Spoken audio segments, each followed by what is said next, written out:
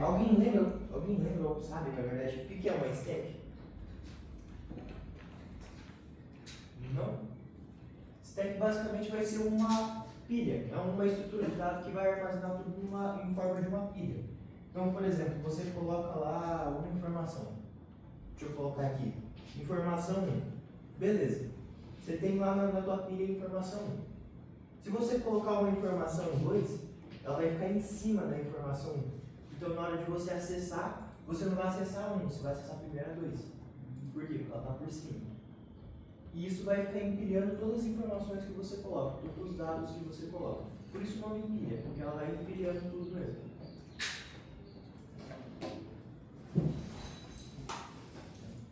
O conceito principal vai ser isso, basicamente. Ela usa a regra LIFO, Last In First Out, que eu não sei se vocês já chegaram a ver sobre isso. Primeiro que entra, o último que entra, primeiro que sai. Essa regrinha vocês já ouviram em algum lugar? Eu já vi acho que foi de síndrome de inteligência artificial. Beleza, você lembra mais ou menos?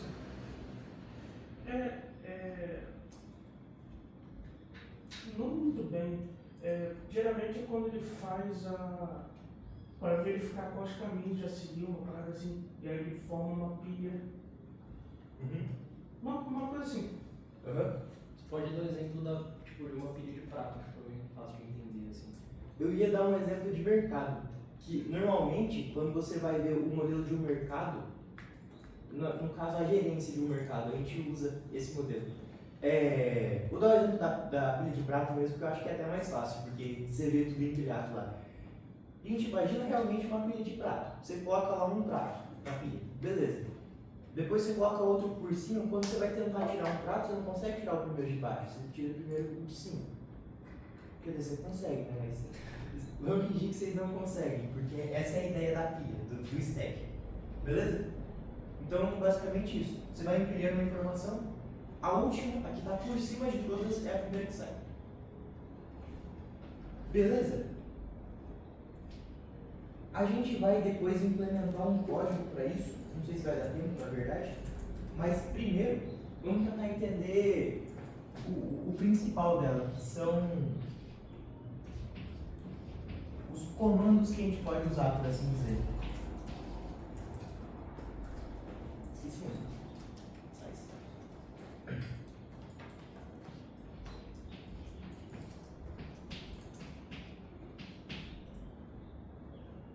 Começando por push. Push vai ser um comando, por exemplo, que vai colocar alguma coisa nessa pilha. Você tem uma pilha lá com 3 pratos, o push seria você colocar o 4º prato por cima. Beleza? No caso aqui você vai colocar, por exemplo, um push X, que vai ser o nome do item que você está adicionando na pilha. Beleza? A gente tem... Vou falar do size primeiro, porque o size é mais fácil.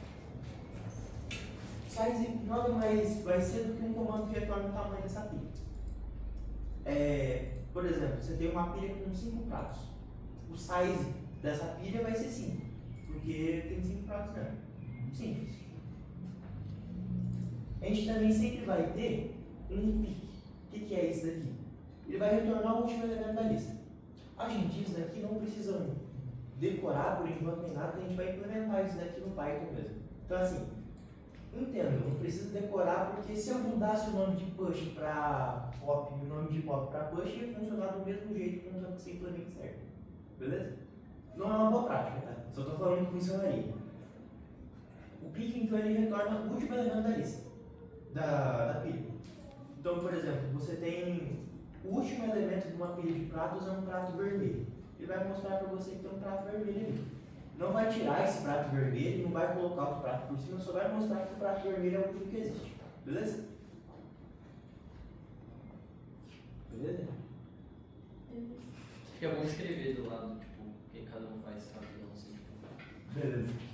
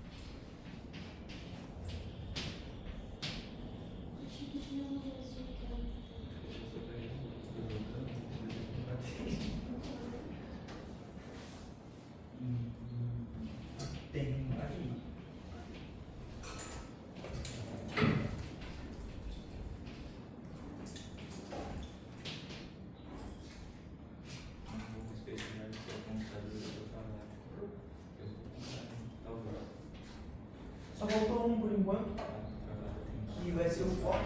O copy vai fazer um negócio parecido com o pick. O pick ele retornava o último elemento, ele te mostrava o último elemento que estava lá. O copy ele vai te mostrar o último elemento e vai tirar ele da pilha. Então, por exemplo, você tem uma pilha com 5 pratos, o último prato é vermelho. Ele tira o quinto prato, que é o vermelho, e te mostra ele. Basicamente vai ser isso, vai remover o item da pilha e vai retornar ele. Beleza?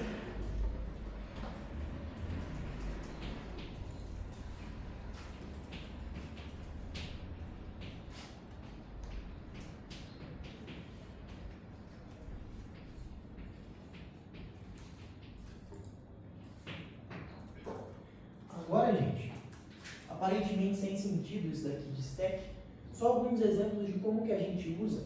Deixa eu ver quais que eu coloquei aqui tirando o Ctrl Z, porque o Ctrl Z é o mais fácil de todos. Beleza. Começando pelo Ctrl Z, justamente porque ele é o mais fácil de todos. Algumas IDEs ou algumas coisas que vocês vão fazer no computador, a gente tem o Ctrl Z e o Ctrl Y. Ctrl Z, você desfaz a sua última alteração e o Ctrl Y meio que retorna ela de volta. A gente está usando isso no sistema de pilhas.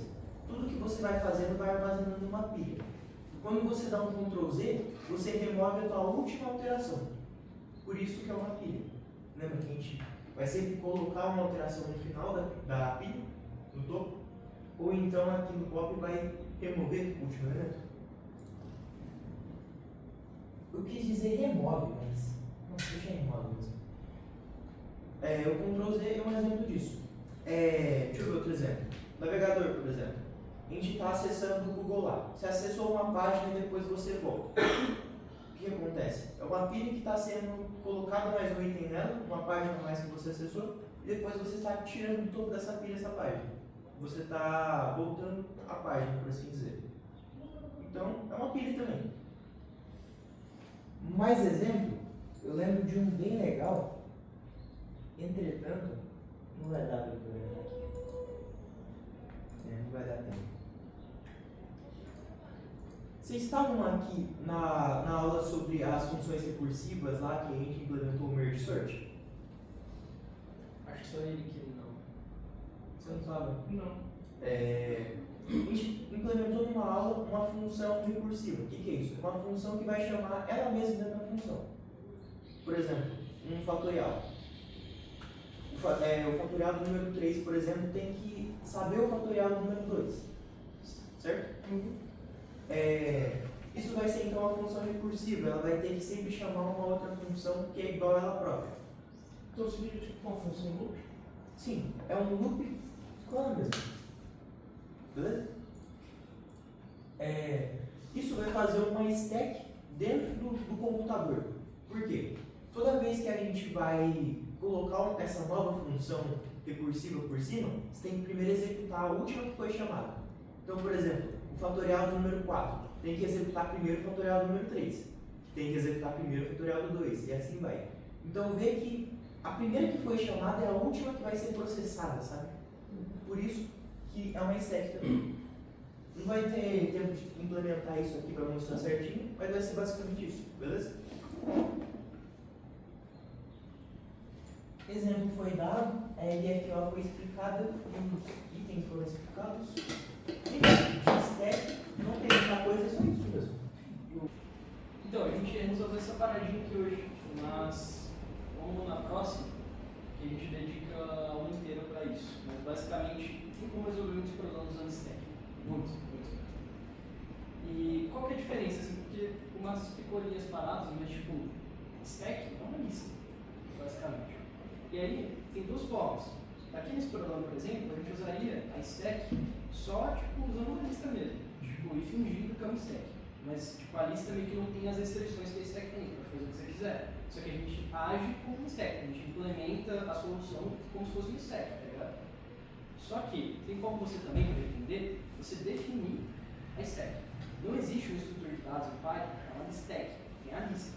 Só que vocês não viram ainda sobre programação orientada a objetos, porém, tem como você definir uma classe stack. Não vou entrar em muitos detalhes nas coisas que envolvem a orientação a objetos, mas vocês conseguem acompanhar. Deixa eu entrar aqui na frente.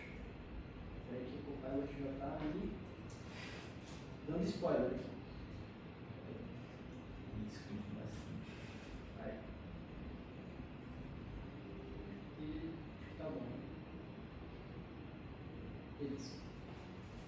Então, a gente pode definir a classe stack que vai se comportar com todas as restrições que a gente quer que um stack tenha. Então, aqui realmente a gente está implementando a estrutura de dados stack.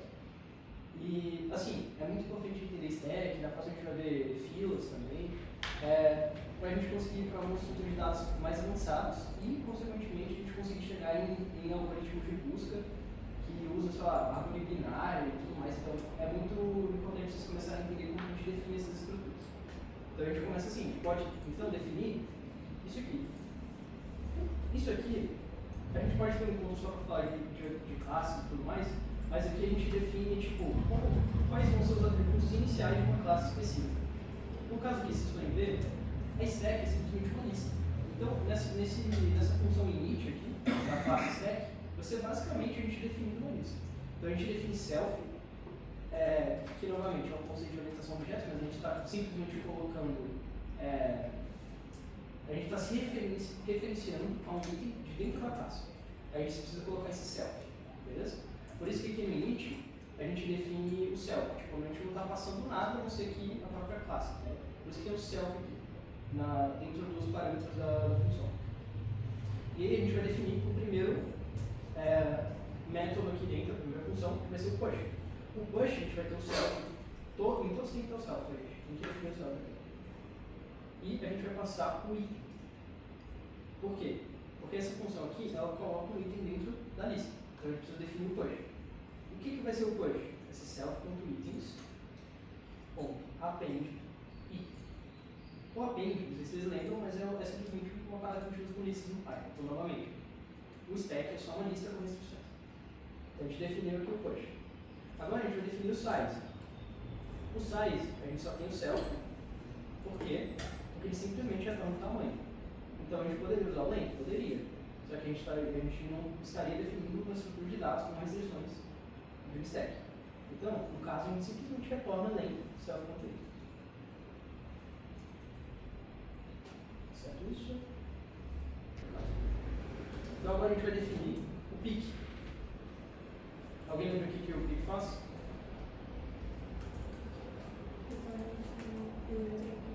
Hã?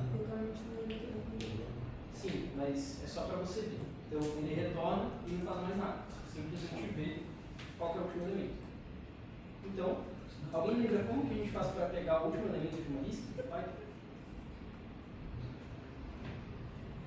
Só para pegar ou para... Para pegar, tipo, para exibir. Como a gente pega esse valor? Só que ele não é por aí. Não, mas a gente só quer ver. A gente quer, tipo, pegar esse último elemento. É o pick. Sim, mas a gente está definindo o pick. Tipo, o pick vai ter uma funcionalidade. Aí, tipo, no Python tem um jeito de você sempre pegar o último item. Não importa a lista. Alguém lembra? É o menos 1. Então, se você... Quando você começa a usar números negativos, no Python, você vai estar acessando a lista, só que você vai estar acessando ao contrário, né? Tipo, de trás para frente. Então, no caso, se você usa o menos 1, vai ser o último dígito. Então, é isso. Tá, agora o pode.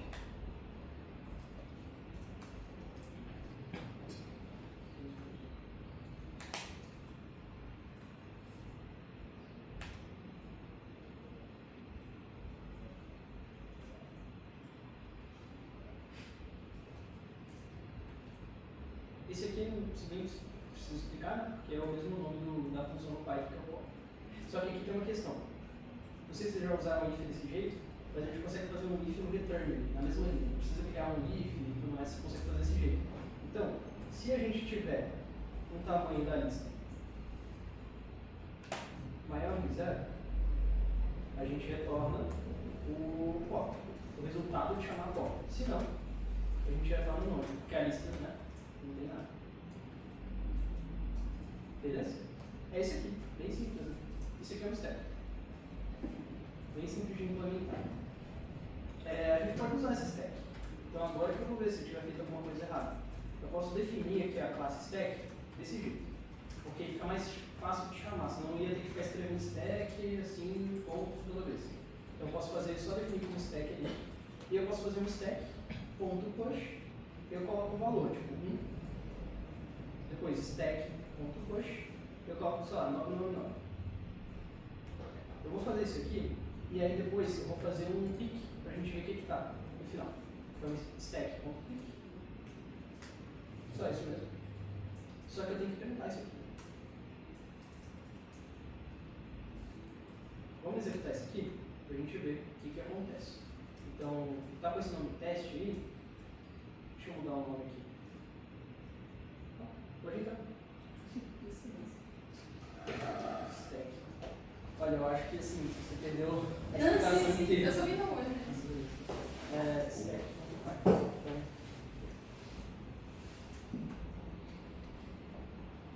Dá pra gente agora rodar esse programa. Então, Python 3, stack. Tem um erro nesse cell que vão itens contatando. Foi mal, galera. Isso aqui é erro básico. O init. É um negocinho lá. Agora vai dar bom. Foi. Então agora, se vocês virem aqui,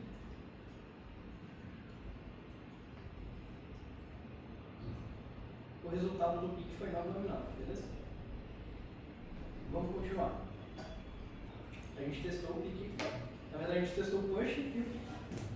Então agora, a gente pode testar o size. Vamos testar o size. Vamos dar um print size. Stack.size. E aí, o que eu vou fazer? Eu vou fazer agora um pop. Tá? Stack.pop. E aí eu posso fazer um print stack.size. De novo. Já tá? Então eu vou dar um print stack.size aqui depois que eu fizer o pop. Então se eu vier aqui, vou rodar de novo, ele me trouxe 999, que é o último item da lista. Daí ele me trouxe o tamanho, que é 2, e aí eu tirei um item. Vou até colocar aqui no print.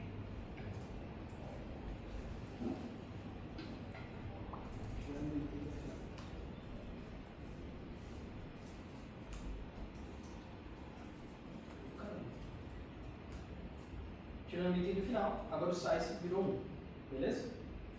E, deixa eu ver se falta alguma coisa para mostrar, eu acho que não. É isso. A stack é bem simples, tipo, não tem muita coisa aqui para a gente implementar. Porque, como eu falei, ela é bem parecida com uma lista, né? Na verdade, ela é uma lista ali, com algumas restrições. Você precisa fazer isso toda vez? Absolutamente não. Pode só usar uma lista e resolver o problema como se fosse uma stack. Que é isso que a gente vai fazer no próximo encontro aqui. A gente vai fazer um problema que é muito, não obrigatório você usar stack, mas é muito útil você usar stack. A gente vai fazer isso. E assim, é bom acostumar a fazer isso aqui, porque só vai ficar mais difícil. Vai ficar inicialmente mais difícil depois nas próximas estruturas. Isso não é para desanimar ninguém, mas é tipo para vocês irem se acostumando, tá ligado? Porque as próximas realmente vão ser obrigatórias de implementar. Tipo, não tem uma estrutura de dados pronta de árvore binária. A gente vai implementar uma árvore binária. E aí a gente vai ter que fazer isso do zero. Tipo, realmente criar a nossa. E tem diferentes tipos de árvore binária. E a gente pode usar, a gente pode conciliar diferentes estruturas do jeito que a gente quiser, fazer versões aprimoradas. Geralmente é isso. Tipo, em uma linguagem de programação, geralmente quando você usa algum algoritmo pronto dela, geralmente esse algoritmo foi criado para o pessoal fazer linguagem e tudo mais. Então muda bastante. Então a gente consegue utilizar as coisas. É isso basicamente por hoje. Beleza? Na próxima a gente resolve esse lead code aqui. Vou mandar no grupo, se alguém quiser já começar de casa, pode. E aí vocês vão mandar o primeiro pull request de vocês. Quem já quiser mandar o pull request dos encontros anteriores, pode, porque aí já ganha 10 minutos já na hora. E é isso, beleza?